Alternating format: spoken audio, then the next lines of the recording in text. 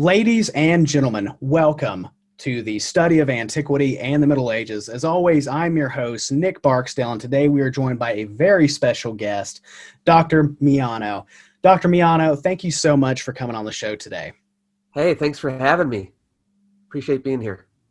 And so in this episode, I want to talk about a very famous and very popular author who dabbles in fringe and especially pseudoscience, and that is Zecharia Sitchin. And so my biggest question is, he's famous for all of these translations and theories and all of this other good stuff that I know really very little about. My question is, how accurate were his translations? What does he get wrong? But before we jump into it, would you mind telling us a little bit about who he actually was? Well, Zecharia Sitchin was, I believe he lived in Palestine, then later Israel, then moved to New York. But I think he got an economics degree in London, and then became the head of a shipping company. So he's not like a trained Sumerologist. He didn't actually professionally study any of the stuff he's talking about in his books. But, he was an amateur who's interested in the subject, and I think that that's great. As far as his Sumerian, he taught himself.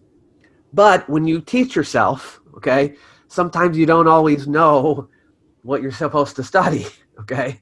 So personally, looking at his translations and things like that, I think he kind of did a half-assed job of teaching himself, because he doesn't take certain things into account that you would want to take into account when you're studying Sumerian. For example, we actually have dictionaries from ancient Mesopotamia.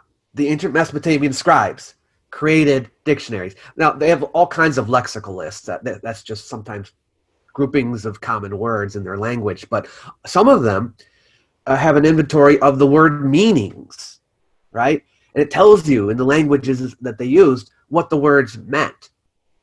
And he doesn't seem to avail himself of that information when he makes his translations. Like, for example, when he translated the word Anunnaki, right? Now, I told you that the word means of royal seed, okay? But he translates it to mean from heaven to earth came, right? Breaking down Anunnaki into components, and basically I think he just broke them into components, opened up a Sumerian dictionary, and then looked for those words, not really understanding the grammar of words or anything like that. So Anu, I think he says, means the heaven, right? Which is the god Anu, who represents the sky. And Ki is the word for earth, representing the earth. And then Na he interprets as coming, to come. So heaven came to earth, something like that.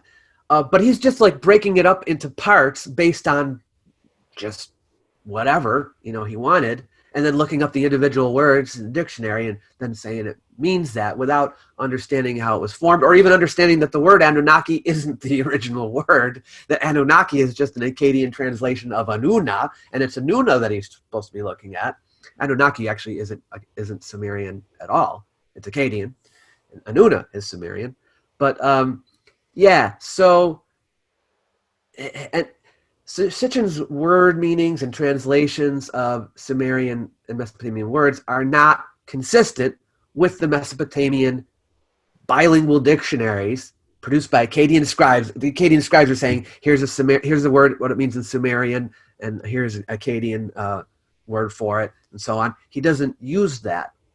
If he talks about a word meaning whatever in Sumerian, and it never shows up in that language with that meaning, then he's probably wrong. In other words, he gives meanings sometimes to words, not in the case of Anunnaki, but sometimes he gives meanings to words that aren't even a meaning that you can find in any of the dictionaries, right? So that's why I would say he's a bit untrustworthy in that regard. And as a reminder to my subscribers, I always like to say, being someone who has collected a pretty vast library ranging of works going back almost 2 centuries, I always try to warn people ahead of time. References and sources are important. Who those writers are, their backgrounds are also important. And the reason why I say that is you can read some fringe theory books. I mean, I have, like Bronze Age America. I was really curious by the title, and so I went and I read it. I disagree with pretty much almost everything written in that book, but it was still fun to read. And I always try to tell people, even though it may be produced and presented as a history book, does not always mean that it is. And so I always tell my subscribers, be wary. You can read a book and have fun without necessarily having to buy into it.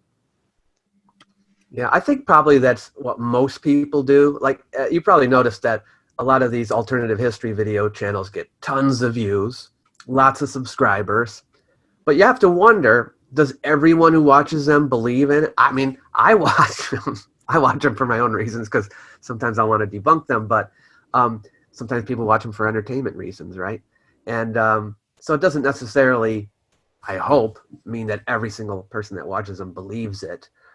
Maybe a large number of them are just kind of entertained by it.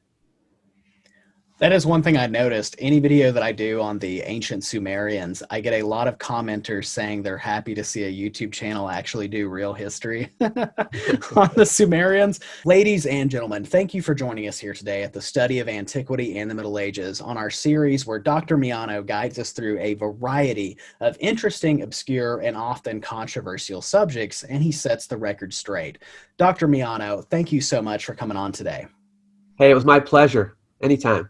Check out the links in the video description below. It's going to take you to a variety of sources from his academia page to his YouTube channel, and really just enjoy it and take advantage of all the awesome insights that he has to offer us to help us better understand the subjects that we both love.